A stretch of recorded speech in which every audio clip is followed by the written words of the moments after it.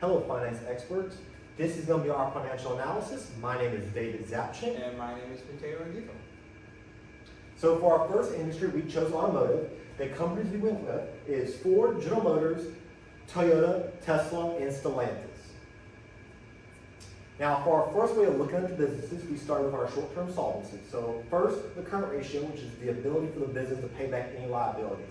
So if we look at the data from Bloomberg, we can see that out of the 5 companies, Tesla and Stellantis have the greatest ability of paying back any of its liabilities. Going onwards to the quick ratio, kind of a similar story follows, where we see that Tesla and Stellantis and GM and Ford all have good capabilities of paying off any short-term debt, but Ford and Tesla have the best capability.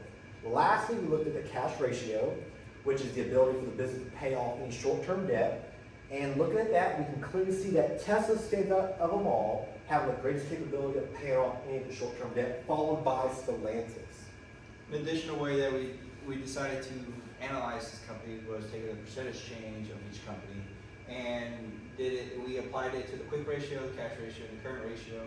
And regardless, Tesla still came out on top compared to the other companies in the industry. For the current ratio, Tesla had a 84% increase. For the quick ratio, Tesla had a 104% increase.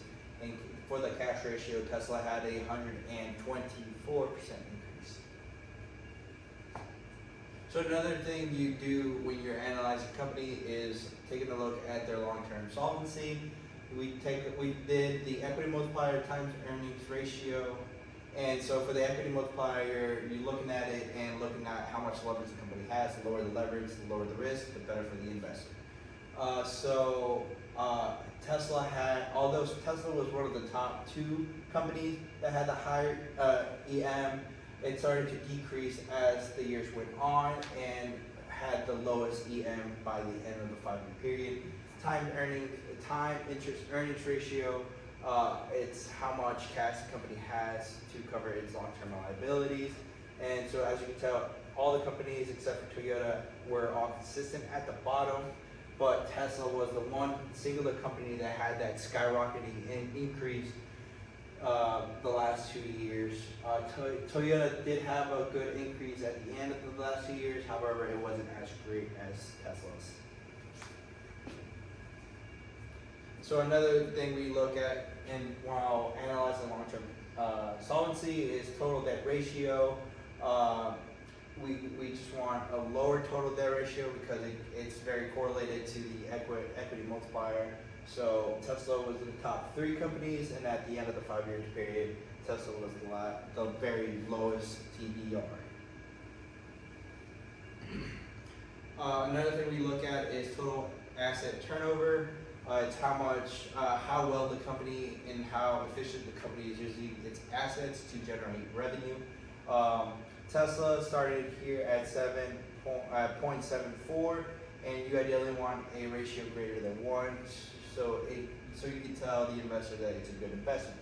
So as you can tell, the first 3 years Tesla was okay, it was all right. It was in the median area for the companies in the industry, and however, after 2020, it skyrocketed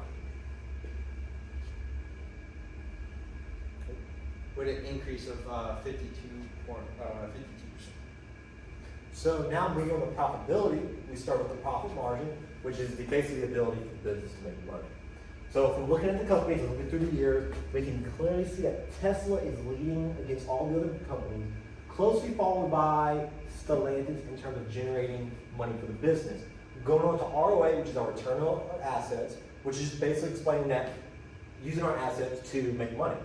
So if we're looking at this, we can clearly see through the years, factoring in COVID, of course, that Tesla and Stellantis had the greatest ability of using its assets to make money, but Tesla stands out on all in terms of making money with their assets.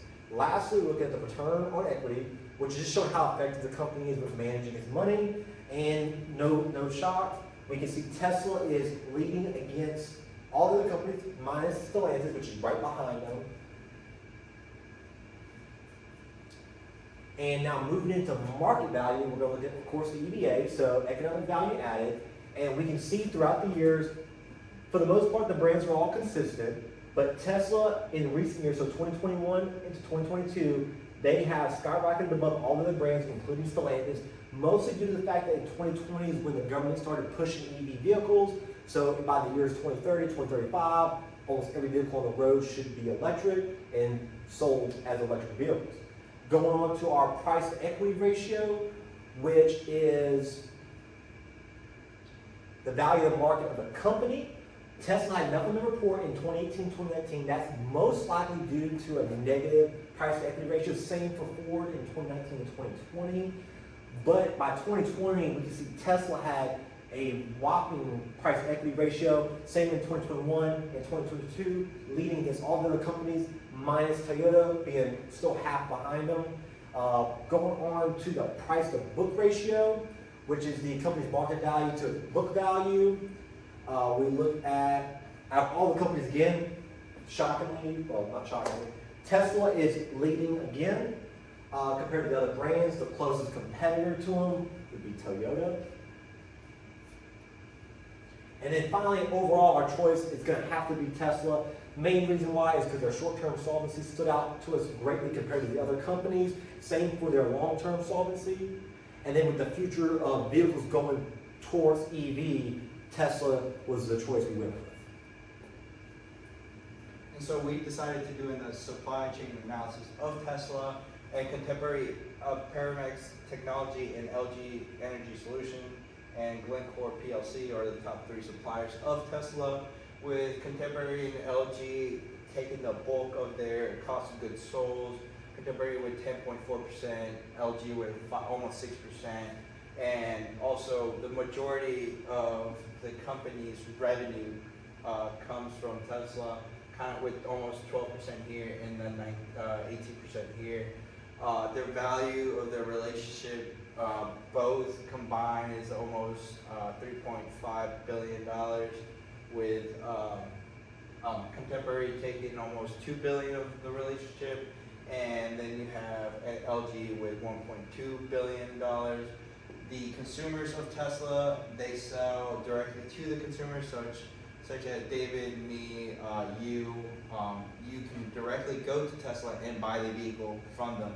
There's no middleman, it is directly to the consumer. They also sell to Hertz Global Holdings, which is the rental car company, and so they sell them cars so they can rent out to the consumers. Now for our second industry, we chose the airline industry. So the companies we went with is Alaskan Air, American Airlines, United Airlines, Delta Airlines, and lastly, Southwest Airlines. So starting again, we start with our short-term solvency. So with our current ratio, basically how their ability of the business, the best ability for the business to pay off any liabilities.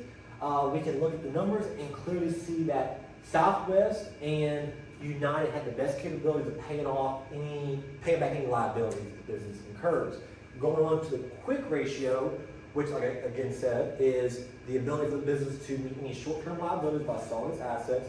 We can see that Southwest, again, followed by United, had the best capability of selling assets to pay off any liabilities. And lastly, the cash ratio, which is the ability for the business to pay off any short-term debt. We can again see Southwest stands out to us, followed by United.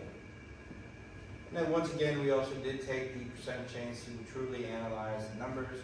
And so for the current ratio, Southwest had a 123% increase. And for the quick ratio, it had a 137% increase. And for their cash ratio, they had a 151% increase. So long-term solvency of the airline industry, as we can take a look here, Southwest with their equity multiplier was very consistent throughout the 5-year period, and they were also the lowest, which is another reason why we decided to go with Southwest compared to Delta and United, the 2 bigger airlines. Delta had a very big spike in equity multiplier compared to the other companies in the industry. Here, as also one more thing, as you can tell, American Airlines did not report on Bloomberg, so that's why you see 4 airlines instead of 5. Here for the cash coverage ratio, Southwest was the highest. And then in 2020, everyone all knows what happened. We had COVID, so everything got stopped. However, they did bounce back pretty well, ending up being the second in cash coverage ratio compared to the other companies. So that's why we decided to go with Southwest on this one. However, mostly because they were consistent throughout the years, and we believe that they can bounce back on their feet better compared to the other airlines. Total debt ratio, once again, Southwest was the lowest and consistent throughout the 5 years, which is a continuing reason why we continued with Southwest. So for the airline industry, the total asset turnover, we decided to also go with Southwest because of their consistency throughout the years. However, they all decreased compared to everyone in the industry, as you can tell by this graph. Excuse me. Southwest was the second highest, but then in 2020, once again, COVID, and then they bounced back. They didn't bounce back as great as the others, but with that historic consistency they've produced, we decided to go on with that. So now moving on to profitability, we're going to start with our profit margin, of course, which is again the ability for the business to make money. And we can see throughout the years, Southwest is pretty strong, followed by Delta in this scenario, minus 2020, of course, COVID, of course, like we discussed earlier. But these two are the top leading in profit margin. Now going on to the ROA again, which is our return on assets, or the ability for its assets to generate funds, we can see that Southwest is still leading, so recovering from COVID, Southwest is the leader, followed by Delta and United. Going on to ROE, which is return on equity, so how effective they're managing their money, we can see throughout the years that Southwest is not leading in 2022, but Delta is, and United. Now, Southwest did not take as big of a hit in 2020 with COVID, so really the top three would be United, Delta, and Southwest. And then going on to the market value now, so the EVA, so economic value added, we can see, for the most part, they're all pretty consistent. The biggest hit, of course, for 2020 would have been Delta, taking the biggest hit for their value added to the business. But for Southwest, Southwest is one that is, for the most part, leading in more recent years, so 2021, 22, they are third, followed by United being second, and Delta being first. So Delta, United, and Southwest all rebounded by 2022. Now going to the price to earnings ratio, we can see by the year 2020, 2021, none of the companies had nothing to report, most likely due to a negative price to equity ratio. But from the data we do have, we can see that American Airlines and Southwest are the leading companies with the price to earnings ratio. And again, that is the value of the market of the company. Going on to lastly, our price to book ratio, which is the company's market value to its book value. We have a similar scenario. American Airlines had nothing to report, potentially due to a negative price to book ratio. But we do see that Delta is the leader, followed by Southwest and United. And then lastly, our overall choice for this engine was kind of tough, but we went with Southwest Airlines. And the main reason why was because their short-term solvency was very good in our opinion. Their long-term was on par with other companies, but the short-term one stood out and what made us go with Southwest. And so we also did a supply chain analysis of Southwest, and the top three leading suppliers for the company was Boeing with a whopping 77% of their cost of goods sold, and also Amadeus IT Group SA took in 0.38% of cost of goods sold, and Diagram Group Incorporated had a 0.47%.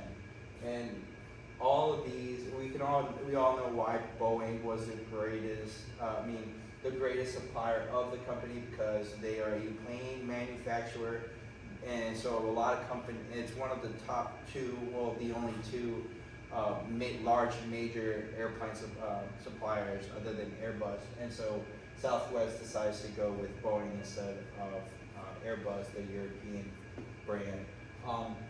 One thing that is really interesting here is that, according to Bloomberg, all the supply chains analysis for Southwest consumers are mostly airports. So you see, you have the Washington International Airport, Burbank, Glendale, Pasadena Airport, mostly because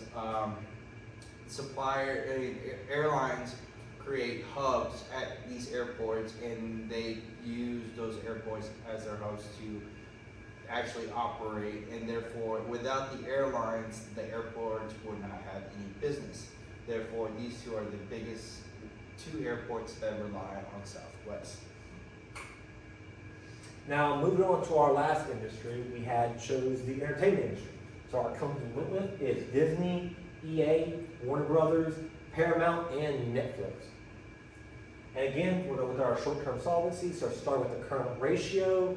So look at the numbers provided from Bloomberg. We can clearly see that our top leaders is Paramount and EA and Netflix. And that's just their ability to pay back any liabilities. Moving on to the quick ratio, which is their short-term liabilities being paid by selling their assets.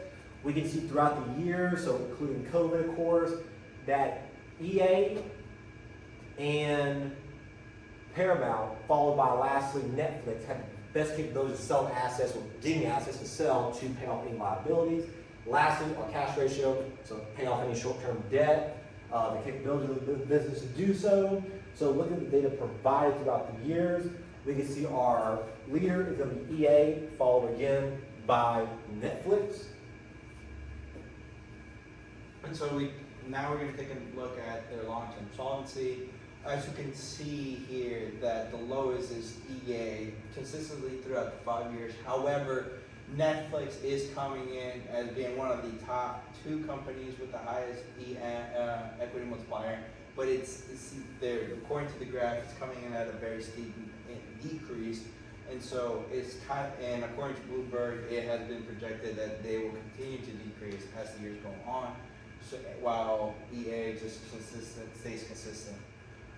Their ability to use cash flows to cover their long-term liabilities. As you can see here, it is for Netflix, it is steadily increasing throughout the year, and for EA, it's been very consistent. 1 year goes up, 1 year goes down, the next year goes up, the next year goes down.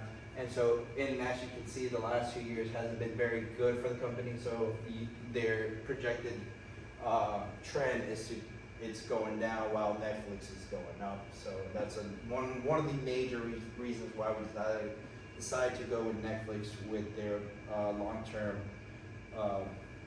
solvency. Total debt ratio, once again, EA is one of the lowest, but however, it's starting to increase.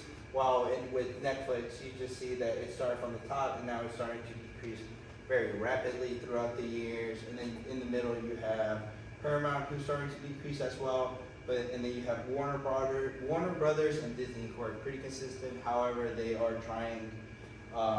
Disney is starting to trend negatively, and then Warner Brothers is starting to trend upwardly. Their asset management, as you can see here, Warner Brothers is kind of like consistent throughout the year. Disney's pretty inconsistent throughout the years, but the one that really stick out the most on consistency throughout the years and the greater amount throughout the years is Netflix. As you can see here, we start with 0.7, 0.6, 0.6, 0.7, 0.6, while the other companies were kind of all consistent. However, they are producing like lower numbers of their ability to turn over their assets. And so we also decided to go with Netflix for their turnover, their total asset turnover, because they are mostly consistent throughout the years. So now moving on to profitability, we're going to start, of course, with our profit margin again. So the ability for the business to make money. So if we're looking at data provided throughout the years, we can see Netflix has the greatest ability of generating funds, followed by EA.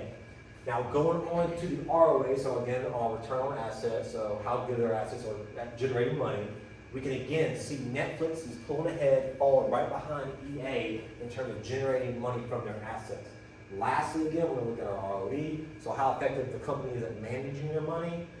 And we can again see that Netflix is like leading ahead of all the other companies, followed by EA again. And we can see at this current time, Warner Brothers is in the negative, and that's due to in 2022 they had a lot of recent movie flops with DC Comics and so on, not going too well for them. I do want to point out the ROA and the profit margin for Netflix has also shown with these numbers, it's shown that they've grown tremendously, and with the percentage change, it also helps back that up. With the profit margin, Netflix has grown an 85%, has had an 85% increase, and with their ROA, they've had a 79% increase. With their ROE, as you can see, they all kind of took a hit a little bit, but Netflix took the worst hit with just only a 10% decrease, which is much less severe compared to the other companies such as Warner Brothers. And then now moving on to market value, starting again with the economic value added. It's kind of a little bit all over the place throughout the years, but we can see for the most part, Netflix is the one company that's been adding value through the years, minus in 2022. But we do predict by 2023 onwards that Netflix will continue adding value to the business. Disney's also kind of doing a rebound, while the others, Warner Brothers and Paramount and also EA, have been decreasing through the years with adding value to the business. Going on to the price to equity ratio, we do see Warner Brothers had nothing to report, again, potentially due to a negative price to equity ratio. But the key standing out we see is that Netflix through the years, it has been decreasing, but it has to do with the fact that, of course, the value added, we do predict it will go back up. Same for EA. EA has been kind of not steady, but they are our top two, and then our top three would be Disney, of course, which has been growing, but is facing some issues with some of its movie flops. Going lastly in the price to book, which is market value, well, company's market value to its book value. We can see through the years, Warner Bros. Had nothing to report, minus to the year 2022, of course, again, negative price to book ratio. But overall, we can see Netflix is kind of the one leading, followed by EA, and then, of course, Disney. And then lastly, our overall choice is going to be Netflix. And the main reason why is that we see the most growth with them. With their short term, with their profit margin and so on, we do see Netflix being the best company to go with. And Netflix's supply chain, Bloomberg didn't really provide any specific consumers because they really don't sell their products to any major company, except for they just sell their service to consumers directly who buy the subscription for the service. But the three major suppliers of Netflix is Sony Group Corp, mostly because all the Netflix movies that they put on their service, they are kind of like the production company that does it for them. Roku, a lot of Roku TVs already have the Netflix app installed into them, and Mateo, mostly because of all the toys that they make from the movies and on Netflix. And then Sony accounts for a 5.7% cost of goods sold. Roku calls for a 0.57% cost of goods sold. Mateo with 0.5%. Percentage of supply revenue, 1.25 from Sony Group, 3.17 from Roku, and 2.28 from Mattel. The value of their relationship with Sony is a whopping $270 million. With Roku, $26 million. That number kind of surprised me because of the amount of TVs that are out there and that are Roku's TVs, and then $24 million for Mattel. And then going on to the top companies that we chose, so of course EA, Southwest, and Tesla. Our overall final choice out of the three is Tesla. One, due to its growing and increasing profitability. 2, the decreasing leverage on debt and increasing profitability that allows them better opportunities to cover any debt or interest expenses in the near future if anything that comes up. And lastly, their high profits, again, lower debt, so it equals a less risky investment. And this was our financial analysis. Thank you very much. Thank you.